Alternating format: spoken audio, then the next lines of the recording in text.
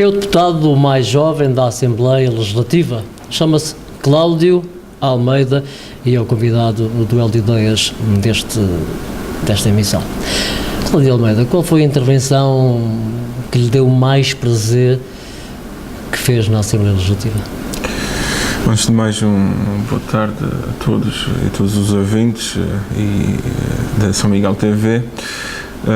De todas as intervenções que eu fiz na Assembleia Legislativa Regional, também não foram muitas, se calhar podia ser feito mais, não é? Como é óbvio, é bom ambicionar mais intervenções, mas julgo que foi uma que defendi, acima de tudo, a questão que se colocou na altura sobre o problema dos estagiários, os jovens estagiários, o estagiário L, o estagiário T, e foi uma das intervenções que me marcou, porque desde logo as intervenções que faço, quando as faço-as convicto daquilo que estou a defender, não é?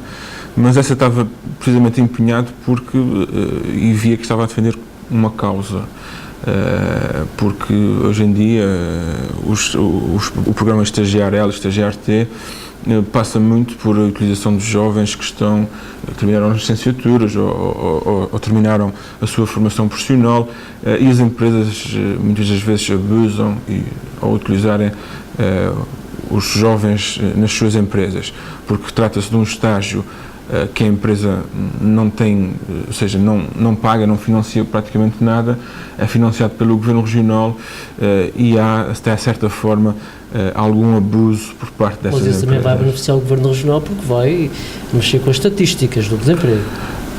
Vai mexer com as estatísticas do emprego, mas o que nós precisamos e que nós queremos, acima de tudo, é boas condições de vida para os nossos jovens e para a nossa região. Mais do que estarmos aqui a limpar as estatísticas de emprego só para constatar, é preciso também que os jovens que estão a fazer a sua formação e que estão a fazer o seu estágio se sintam bem e se sintam, acima de tudo, vejam que foram preparados para aquele tipo de estágio, não seja meramente um jovem, por exemplo, que seja licenciado em Engenharia ou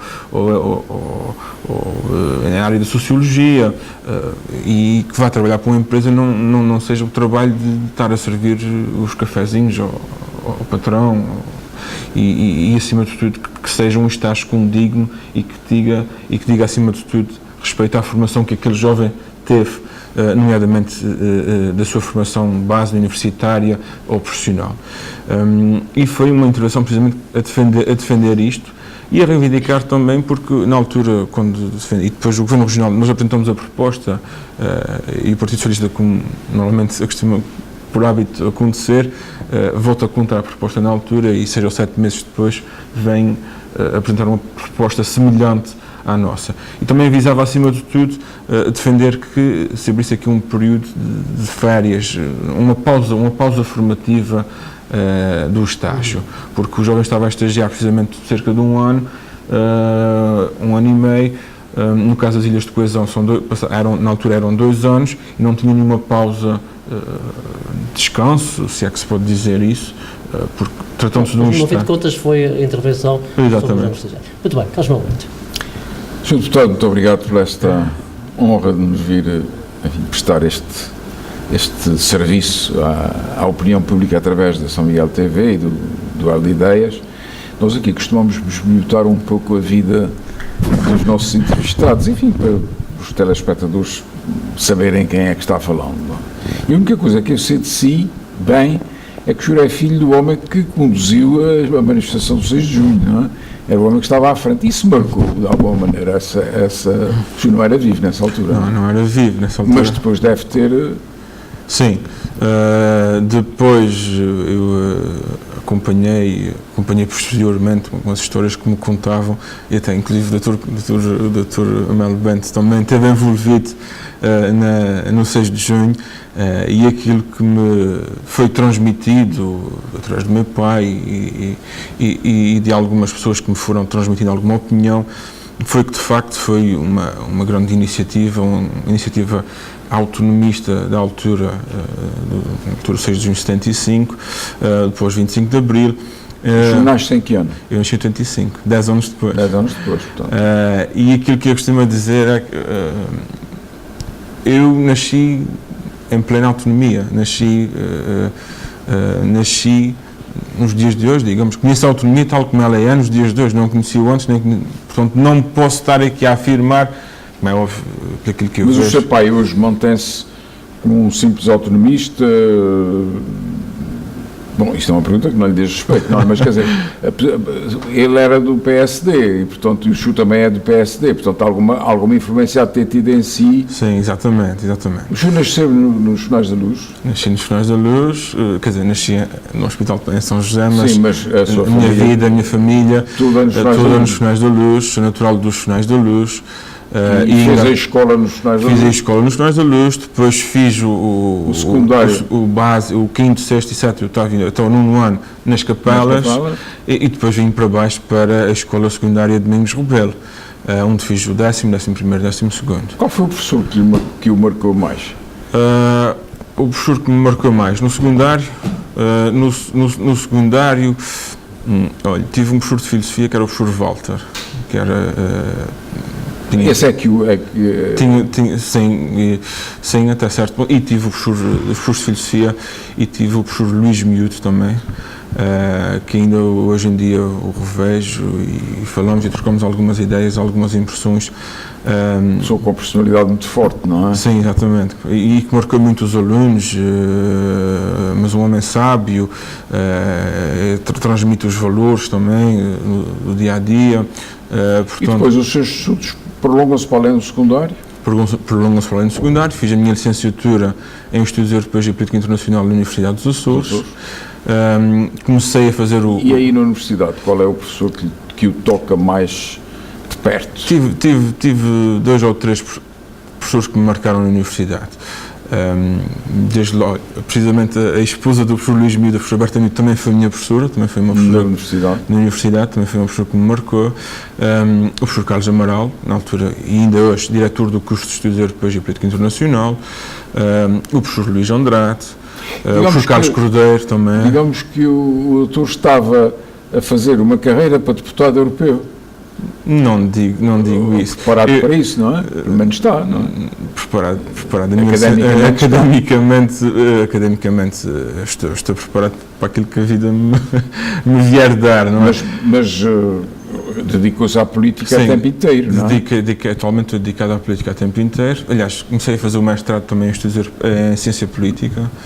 Fiz o primeiro ano, depois fiz um interno, falta-me complementar o mestrado. A política lixou-lhe a carreira. Se calhar está certo. Aliás, eu na altura, sabe, professor, podia ter optado, na altura tive a oportunidade, em 2008, quando saí da universidade, foi na altura das eleições regionais, na altura era líder da JSD e ainda sou, atualmente.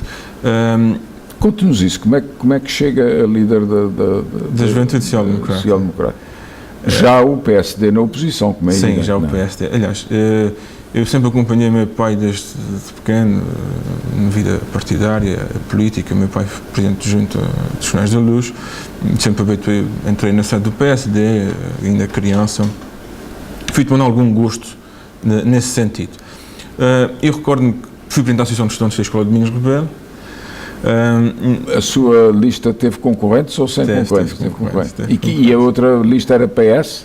Não, ou não era na altura não ligávamos, politicamente não ligávamos muito. Embora que as juventudes partidárias fizessem uma aproximação às associações de estudantes. Mas vocês não estavam ligados? Mas na altura não estávamos ligados. E aliás, eu quando entrei para a JSD, por acaso, eu costumo contar isso, atendi um telefonema supostamente telefonado para o meu pai, e meu pai estava a conduzir, que atendi, do outro lado da linha estava o líder da JSD da altura, que era o José Leal, e precisamente para fundar um núcleo da JSD nos Finais da Luz. E por acaso eu é que atendi, depois começamos a conversar, inicialmente não era para ter sido eu a ficar à frente do núcleo de freguesia, depois acabei por ficar.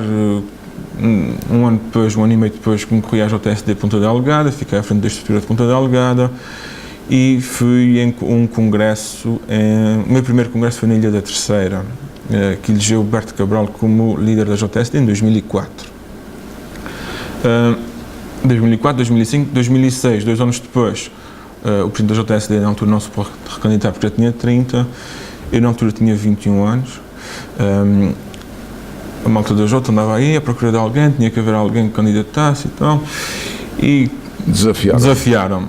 E pronto, lá aceitei o desafio. E ainda é hoje. E ainda hoje estou com 29 anos de idade. Está a chegar ao limite de idade. A chegar ao limite de idade. Eu costumo dizer, já passei por 4 presidentes do PSD Açores. Já passei por... Quais foram? Vítor Cruz,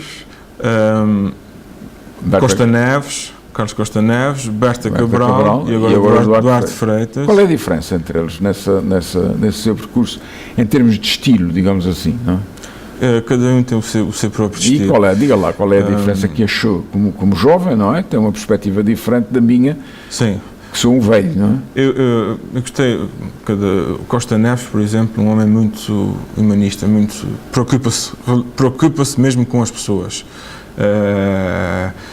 Um homem que se preocupa com as pessoas. Mais com as pessoas do que com o partido, sim, é isso que quer dizer. Sim. Berta Cabral, uma mulher muito, é para fazer, vamos fazer. Tem que se fazer, estamos aqui, não quer saber. Temos que fazer, não quer saber, é para cumprir isso, é para ganhar eleições, é para fazer isso. Confere com a imagem que a gente Exatamente. O Vítor Cruz, apanhei a fase final, não tive tanto, mas notei que o partido acarinhava muito o Vítor e ainda hoje em dia é uma pessoa querida. É uma pessoa querida do partido. Cá está outro filho do 6 de junho, não é? Exatamente.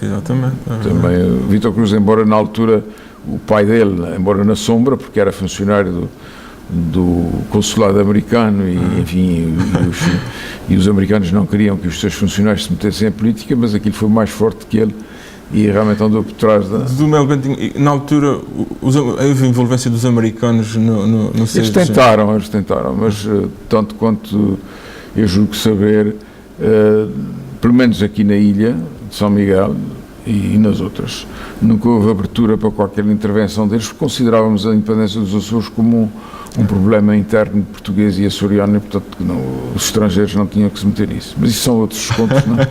Um dia há de se escrever essa coisa.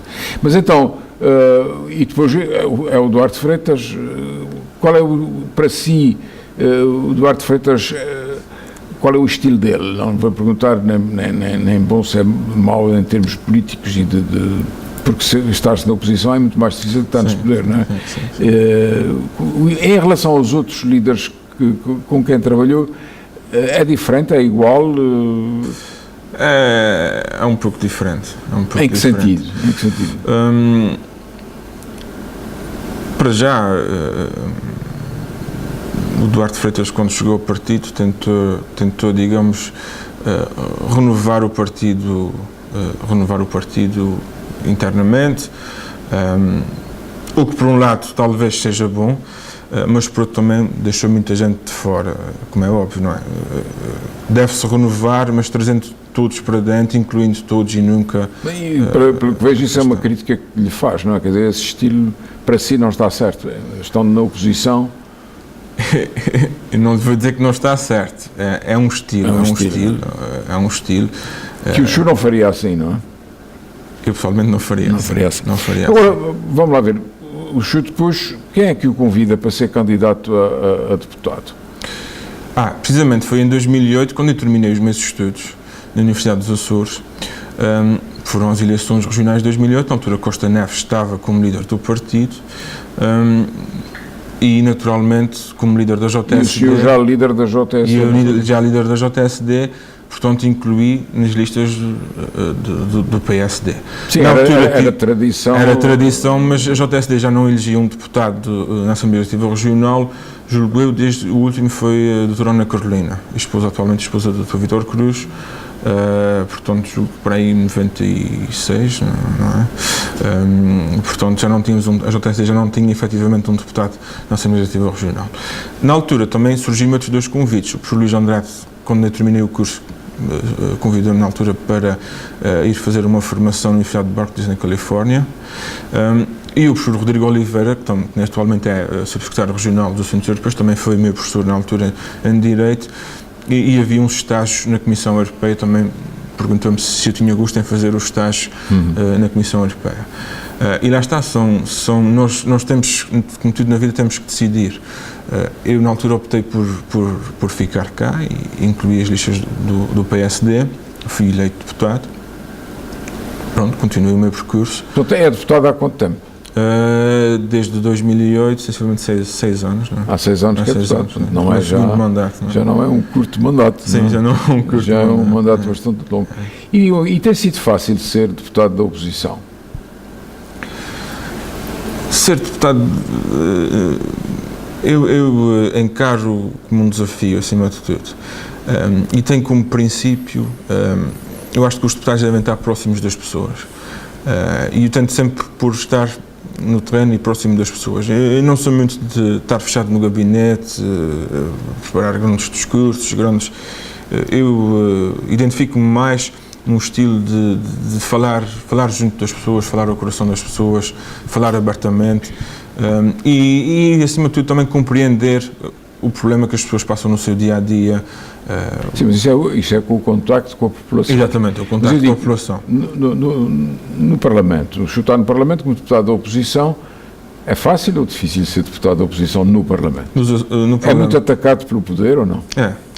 No Parlamento e nos Açores é difícil estar-se na oposição. Sempre foi. Sempre foi. Tempo de ser partido também foi.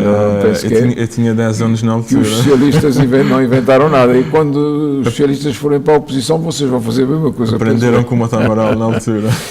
Sim, quer dizer, não é só o Mota Amaral. O Mota Amaral é um homem distintíssimo e conduziu a política durante 20 anos de uma forma sábia. Não é esse um defeitos que toda a gente tem, não é? Mas o partido do poder, que é uma coisa que nem sempre os líderes controlam, não é? Sim.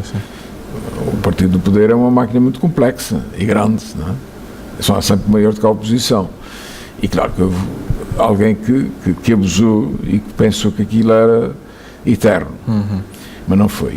A pergunta que eu lhe faço é se pessoalmente é atacado pelas suas posições. O senhor diz aí que o PS lhe rouba as ideias. O senhor apresenta uma ideia, eles chumbam e passados X meses, nada de novo, porque também se fazia a mesma coisa no outro tempo. Não é? Aliás, o PDA, a partir daqui eu pertenço, sempre se queixou de que as nossas ideias são absorvidas pelos outros, o que é bom. O que não é bom é não dizerem que é nossa, não é? Portanto, a paternidade das ideias é que é bom entregar a seu... E nesse caso, eles fazem-lhe uma vida negra na Assembleia ou não? Sabe... Já vi que o senhor é muito diplomata, não gosta de... Diz as coisas, mas depois... Fazem a vida... Eu pessoalmente não tenho... A mim pessoalmente não me fazem vida negra, porque eu dou-me bem com toda a gente e nem dou razão, nem dou asa que me façam a vida negra. Agora, como é óbvio, diante algumas das ideias que nós apresentamos no Parlamento Regional, fazem, se calhar, digamos, algum terrorismo político, vou dizer assim, do género. É violento, Terrorismo político. Quer especificar terrorismo político no sentido quer concretizar essa acusação gravíssima. Quando faço acusação... Não é com bombas, claro, não é com bombas. Quando digo isso, como é óbvio, não estou a atacar ninguém pessoalmente.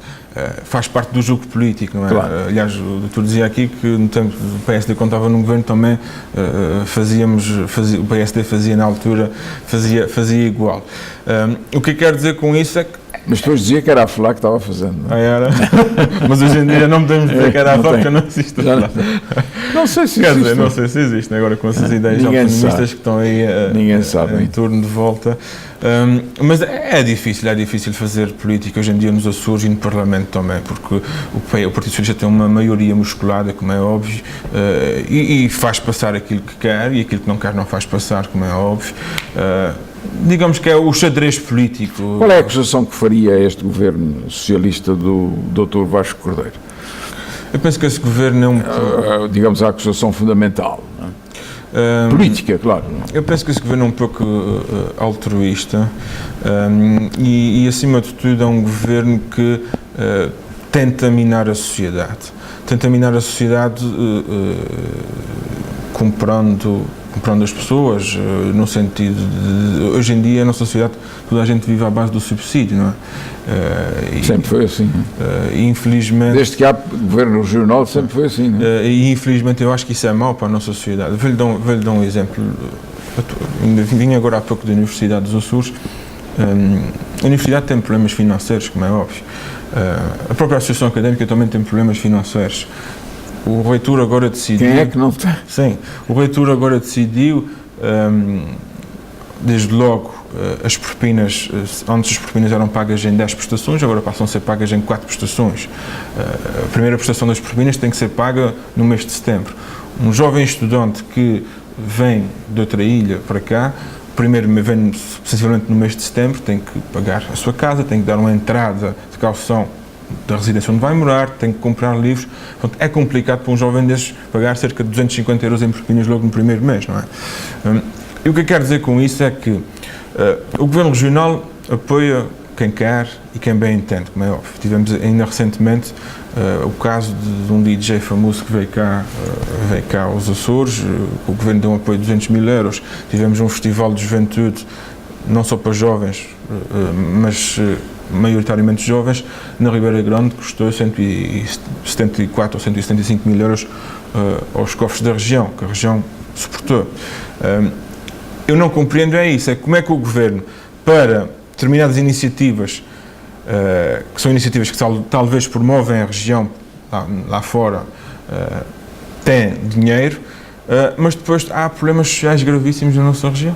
O problema da Universidade dos Açores, que deve valorizar acima de tudo. Vamos por partes. O nosso estudante que vem das ilhas não pode gastar 250 euros na propina. Mas vão às boates, bebem cerveja todos os dias, fazem... Isso é a acusação que fazem. Eu já não tenho filhos na universidade, não sei se isso é verdade ou se é mentira. No tempo dos meus filhos era verdade. Agora não sei se é, não é? Mas vejo, quando a gente vê festas, é tudo gente da idade de estudante, não é? Não tem dinheiro para uma coisa e tem para outra. Eu discordo em parte dessa tese. Porque aquilo que eu noto, há muitos jovens. Olha, o ano passado, na altura do Natal, eu saí de um grupo de alunos da Tuna, ligado aos Tunidos, que tinham consigo 2 membros que eram do continente, e eles não tiveram a hipótese de pagar a sua passagem para ir lá fora. E o grupo de alunos da Tuna, dos Tunidos, juntaram-se e compraram 2 passagens para esses jovens irem passar o Natal com a família no continente. Portanto, como é óbvio, a juventude não se vai fechar em casa, também tem que se distrair, mas eu não acredito que um jovem que passa dificuldades e que está a passar dificuldades na Universidade dos Açores tenha dinheiro para ir à boate ou para ir à discoteca ou para ir beber uns copos, não é? Porque foi como eu lhe disse. Depois vejamos o que é que a universidade tem e traz, o que é que alimenta um jovem, porque é que faz preferir um jovem de outra ilha vir para a Universidade dos Açores, no Polo de São Miguel, ou ir para a Universidade de Lisboa ou Coimbra? O que é que lhe atrai a vir para São Miguel? É porque é preciso perceber isso também, não é? Fica mais à mão. Fica mais à mão, mas se calhar é mais caro. É possível. É mais caro. É possível ser mais caro, em alguns casos. E o objetivo da universidade, para colmatar talvez os seus problemas financeiros, devia ser por atrair jovens e não dificultar a vida dos jovens na universidade hoje em dia. Bom, eu concordo que o Governo devia apoiar a Universidade com tudo, mas é preciso... Porque a Universidade, o Governo lava as mãos. Não é nossa obrigação apoiar a Universidade. A Universidade é do Governo da República. Pois, a verdade é essa. Mas o Governo o Governo Regional não pode esquecer que a Universidade do Açores é uma mais-valia para a região. Claro. É um centro de saber, não é? É a mais-valia fundamental da região. Exatamente. Senhor Deputado, muito obrigado pela sua gentileza, foi um encanto tê-lo aqui, e oxalá que dure o tempo suficiente para ver o seu neto também aí nesse lugar, não é? Como já vi o meu pai, já vi a mim. E tenho clientes que são netos dos meus primeiros clientes, portanto não... Muito bem, vamos aos livros? Vamos aos livros. Um livro muito interessante, Esplendor e Glória, é a famosa exposição de joias do século XVIII, que engloba o resplendor de São Santo Cristo. Está no Museu das Janelas Verdes ou da Arte Antiga, em Lisboa, numa pequena sala, a sala do teto pintado, e eles sobre a exposição que se compõe de 5 peças.